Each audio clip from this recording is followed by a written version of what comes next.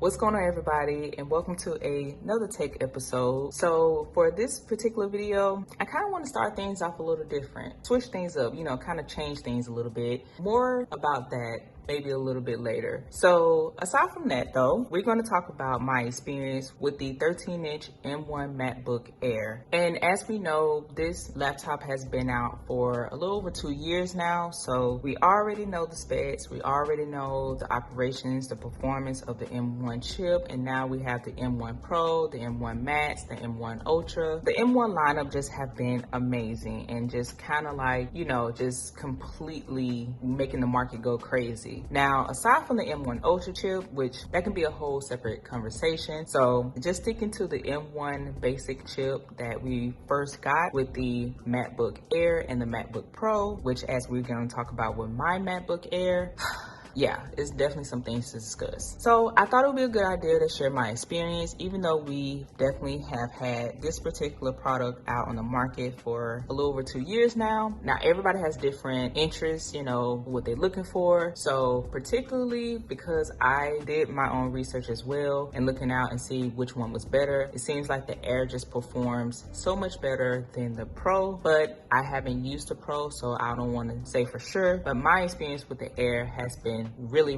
good. So we're going to talk more about that, and I want to go ahead and get started, and let's just jump right into it. So if you're new to my channel, and if you haven't watched any of my videos, or you just haven't watched my MacBook Air unboxing video, I'm going to go over a few things that I went over in that video. But if you want to check that video out, I would definitely leave that in the description for you still if you're interested in this particular model. But first thing I'm going to talk about is design. So right off the bat, the design, like I mentioned in my unboxing video, it looks good. It looks sleek. It looks just like a very high quality laptop, and it really makes you want to be creative. That is one of the things I have enjoyed about using Apple products lately. So something else, if you don't know, because I did share this in my unboxing video, I was a primary Windows user. Like Mac OS was just weird to me, at least, a few years back. It was just weird. Like the operating system was just, I feel like it just definitely needed some work and overhauling. So I stuck to Windows, and I have definitely enjoyed the Windows experience, but I knew eventually try Mac OS again, just wasn't sure when. And then getting into YouTube and making these videos, which I really enjoyed doing, it just opened up a whole different side of things for me, and something that I didn't even know about myself, that creative side that I really enjoy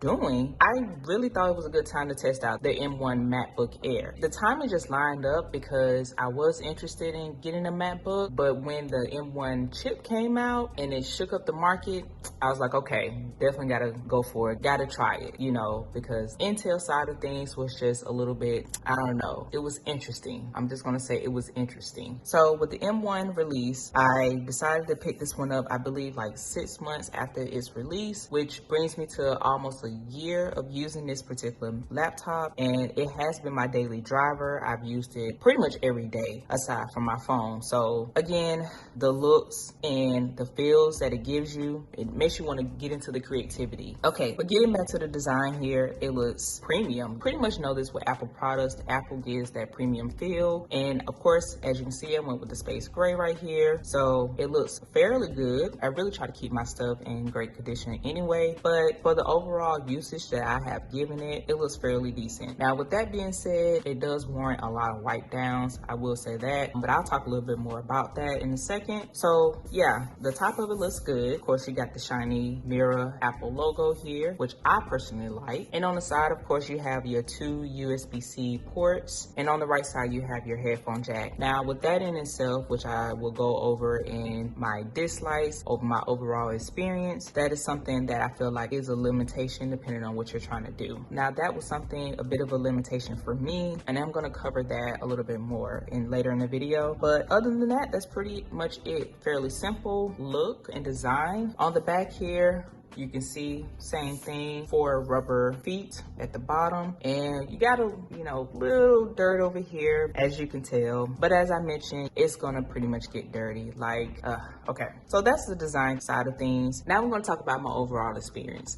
Now, my overall experience is going to include likes and dislikes, what worked for me and what started to become a bit of a hindrance for me as far as like, you know, workflow, time, performance, all those good things. And I'm going to quickly go over a few features, and just in case you guys haven't seen my unboxing video, I went with the 8 gig configuration simply because with the quality of videos that I currently produce, so 8 gigs was enough for me at the time. And I also went with the 512 SSD. So I wanted to spend a little bit more money on the memory storage. So yeah, the 8 gig of unified memory was just enough for me. At the time, I was just wanting to have something to step up from editing on my iPhone. So hopefully this video also helps you guys who are currently editing on your phone and you're currently looking into upgrading your video editing, which brings me to this video is going to be more geared towards video editing and a little bit of multitasking. So starting out my overall experience in the beginning of purchasing this particular MacBook Air, I wanted something that I could get more power versus my phone, and you know, something that I felt like iMovie would operate much better on the laptop version versus the phone version, which is the video editor that I'm currently using. So if you're using iMovie or you're looking to continue to use iMovie on the MacBook, then initially it was a better video editing experience, but then things kind of changed within the last few months. I'm going to talk a little bit more about that. But yeah, so iMovie was the video editor of choice, somewhat of a choice, not really at the time, mainly because I didn't want to make an investment in a more professional software simply because I didn't want it to be overwhelming and I needed something fairly simple, still intuitive to get into, but make my editing experience not daunting and just too much for me to do. Then sometimes too many tools can, you know, confuse you in the beginning. So I kind of wanted to start off something with basic features, basic tools, and that way I can work on learning how to edit versus getting to the professional level and overwhelming myself with all the tools and different things that are available in more professional video editing softwares. So that's why I currently still use iMovie, which definitely I'm going to talk a little bit more about in a different video as to at what point did I want to make a change in that. So yeah, iMovie worked very well in the beginning, but it definitely took a turn the last few months. It's been very slow, frustrating, dragging, you know, all the iMovie frustrations that can happen if you use it. If you don't currently use it, then just keep that in mind. You know, initially it may work well for you, but I do think Apple does focus a little bit more on Final Cut Pro, which is their professional editing software, versus iMovie. I think iMovie is one of those softwares or one of those applications that just doesn't get a lot of updates or upgrades to it. It's just really one of those apps that's just not the main focus. So that may be it. I don't think it's so much the hardware as it is the software. I hope that makes sense. So yeah, and also something to keep in mind is the video qualities that I currently produce. So right now, all my videos are 4K. I film everything in 4K and I also edit in 4K, render 4K, so on and so forth. Of course, that is higher resolution, which may be a little bit tougher for iMovie to handle. You know how Apple does, just try to push you to spend more money on the better quality things or better performance. You guys already know. With that being said, I think it was a way for me to like consider Final Cut Pro a little sooner than I wanted to. But getting back to iMovie, I think it is easier to use than before, like where iMovie used to, oh my gosh, like I've had iMovie to crash on me several times. It really is so stressful. Like it's very stressful. I can't even deal. If you're currently editing videos, you know how stressed you can be if that video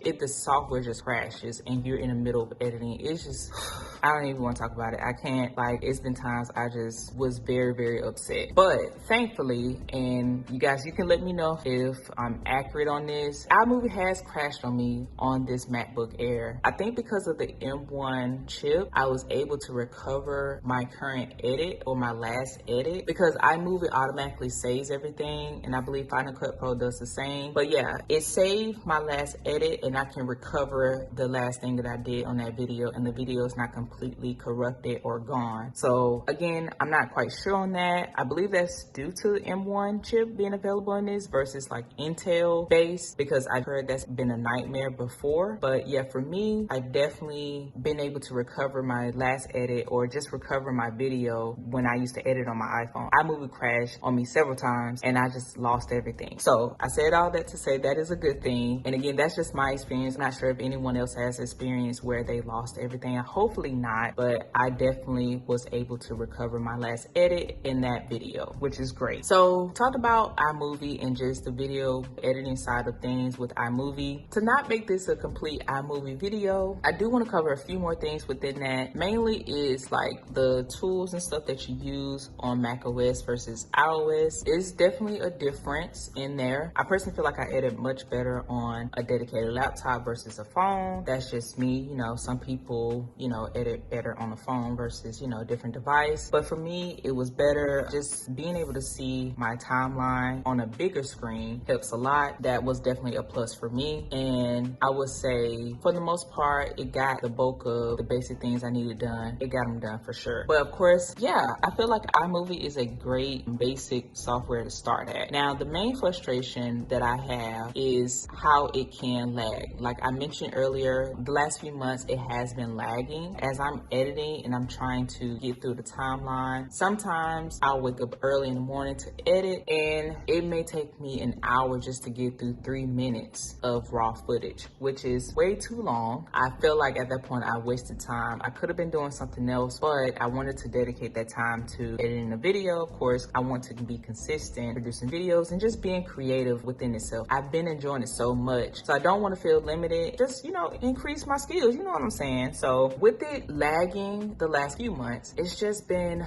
very frustrating and definitely discouraging in making videos. Now, with that being said, there is some workarounds with that. I definitely, you know, had to just dedicate more time to editing videos. My videos within itself, the raw footage is typically around from 45 minutes to an hour, sometimes a little bit more. So that can just be a lot to edit on iMovie. Again, personally want to say that's more of a software issue versus hardware, because I do think Apple just doesn't update iMovie as much as they should. They definitely should spend more time in just revamping iMovie. iMovie, I personally think is just very outdated. It has the potential to do quite a bit, but it is very limiting. Now, with that being said, that's what I use iMovie for. If you film in 1080p and you really don't need to have 4K videos, then it may be a little bit better for you because that is less information in the video for the software to process. So with that being said, just to keep things fairly simple, because I don't want to, you know, bore you guys with all the different specs and terminology and how it plays a role, not in particularly for this video, because I want to kind of keep it informative, but just with a little bit of details that can help you on an overall perspective. So with that, yeah, it definitely takes me way too long to edit as of now. With shorter videos and short format videos, they have been easier to edit, I will say, but my longer videos, it's been quite of a struggle. Now, I haven't filmed a long video quite some time that I've recently edited, so it could have gotten a little bit better, but it's kind of hard to say because I've been trying to keep it fairly short due to that reason. Editing in itself is just a beast. So, I mean, of course you can add your style to make it a little bit more fun. Editing is a beast. It's a lot. It takes a lot of work. So I want to make sure I am not frustrated when I'm editing the video and I'm cutting out details where it just gets to be too much for me to edit. So I kind of wanted to notate that just in case that is some information that can help you. So in short, basically, iMovie, it definitely needs some upgrading. With the current video quality that is available to film in, I think iMovie is just a little outdated for the current videos that are being produced now. Just even coming from your phone. It's amazing, but I just think iMovie is just way far behind in that. But again, I just want to say, keep in mind having a higher spec configuration for the MacBook Air, that may be a better experience because with 16 gigs of unified memory, you can do a little bit more. It definitely helps increase the performance of your softwares and your applications. So with that being said, that is just something to keep in mind. Okay, so I feel like I need to power through this because I feel like I've been talking a lot about iMovie, but that's just, you know, the bulk of the video editing side of things and what I use my MacBook Air for. I just kind of want to just dive deep into that. I don't know if it's quite a lot of videos videos out there that talk specifically about using iMovie on the M1 chip, but that's what I use, and I just want to share that with you guys. But let's go ahead and talk about a little bit of multitasking. Now, we already know multitasking is not an issue whatsoever on the M1 silicon chips at all. Even the entry-level M1 chip, I've used iMovie and Safari at the same time, so that's definitely something that I enjoy. Okay, so yeah, that's pretty much it. Again, I didn't use it for a whole lot. I really only wanted this for video editing, pretty much what I used it for as a daily driver. Of course, I did some other,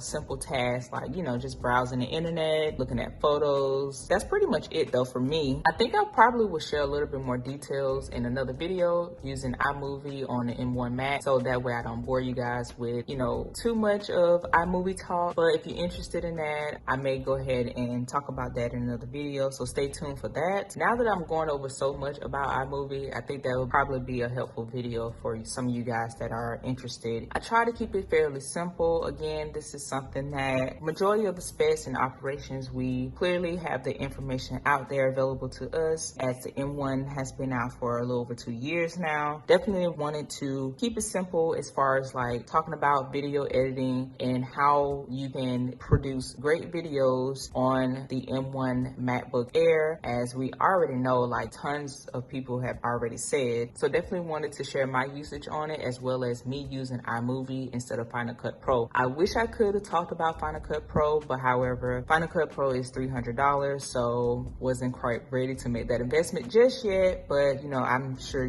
there may be other videos for you guys to check out for sure on that note. But if you're interested in Final Cut Pro, definitely do your research, as I always say with anything. See if it's a good investment for you, see if it's gonna fit your needs. I do think the M1 MacBook Air fits a lot of people's needs still to this day, and could fit my overall needs if I need to get by. It is a great piece of hardware, and Apple definitely outdone themselves with this entry-level MacBook, entry-level laptop available for a very good price in my opinion. But again, if you want to keep things fairly simple, again, with how many ports are available on this particular model, then keep that in mind, because with the new releases of the M1 Pro and M1 Max models, those have more ports, actually the ports that we know and love, but they are available on the higher end models. But hopefully you take a look at that as well and consider that, and kind of see how over time that will benefit you. So alright you guys, that's pretty much gonna wrap up this video. I hope you found it very helpful, and you guys already know the drill. Hope you consider subscribing, as well as giving the video a thumbs up. I didn't think I would get around to making this video, simply because I wasn't quite sure if it would be useful or helpful to you guys. But hey, if one person gets some usage out of it and find it helpful, that makes me happy for sure. So yeah, if I help one person with my experience and the details I cover, especially with using iMovie over a higher end professional application for video editing, then I'm happy with helping just that one person. And if you guys use iMovie, or if you're into video editing, if you use a different application and you use the MacBook Air, leave me a comment, let me know what you guys' experience has been. I will say too, one more thing to consider is the SSD. Looking at all the specs of the M1, the SSD is definitely important, especially if you're producing 4K videos and if you're into photography. You already know storage is a big deal. If your budget allows for it, I would definitely go for the 512 SSD model. That way you can have a little bit more storage and memory, because it definitely plays a huge role in all of that. But yeah, let me know what you guys think. Hopefully I can answer your questions. But with all that being said, I always hope to see you guys in my next video. Peace.